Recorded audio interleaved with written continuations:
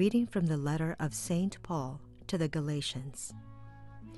I want you to know, brothers and sisters, that the gospel preached by me is not of human origin, for I did not receive it from a human being, nor was I taught it, but it came through a revelation of Jesus Christ. For you heard of my former way of life in Judaism, how I persecuted the church of God beyond measure and tried to destroy it, and progressed in Judaism beyond many of my contemporaries among my race, since I was even more a zealot for my ancestral traditions. But when God, who from my mother's womb had set me apart and called me through his grace, was pleased to reveal his Son to me, so that I might proclaim him to the Gentiles, I did not immediately consult flesh and blood, nor did I go up to Jerusalem to those who were apostles before me. Rather, I went into Arabia and then returned to Damascus. Then, after 3 years, I went up to Jerusalem to confer with Cephas and remained with him for 15 days. But I did not see any other of the apostles, only James, the brother of the Lord. The word of the Lord. Our second reading for this Sunday comes from the letter of Paul to the Galatians. We have been reflecting on life as a gift of God, a gift of the power, compassion, and the love of God. The combination of love and power of God.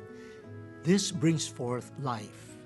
And in the first reading, we see how through the prayer of Elijah the prophet and through the compassion and power of God, the son of a widow was restored to life. Now, in the second reading, we find another dimension of the restoration to life. And this is not just a return to biological or natural life, as was experienced by the son of the widow in the first reading. Life also has a quality. Life has a purpose. Life is life because of its meaning, because of its purpose. So even if we may be physically healthy, we need to be restored to life in terms of purpose, direction, and meaning. And this was the experience of St. Paul. He talked about his former way of life in Judaism. And what was this former way of life in Judaism? It was not bad at all. It was filled with zeal for the Word of God. It was filled with zeal to preserve the traditions of his ancestors in the faith.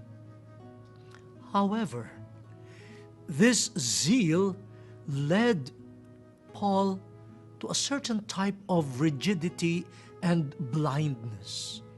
Out of his zeal for his Judaic faith, he desired to persecute the Church of Christ. And in fact, he participated in the death, the killing of some Christians. That was his way of life. Out of zeal for God, he was willing to kill. Out of zeal for his traditions, he was willing to persecute. But God, according to St. Paul, by his favor, by his love, by the power of his gentle compassion, St. Paul was called by God.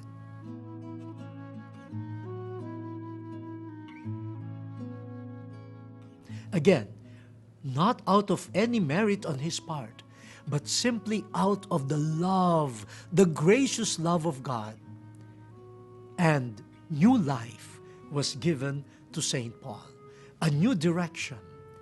He is now the apostle of Jesus' gospel, because Jesus himself had revealed himself to St. Paul.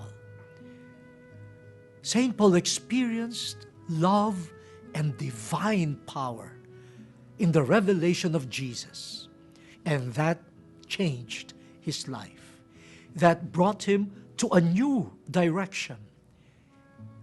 It was clarified for him that he would be the apostle to the Gentiles. Again, new life coming from the gracious God, from his love and compassion, and also from the power of his word, the power and the authority of his gospel.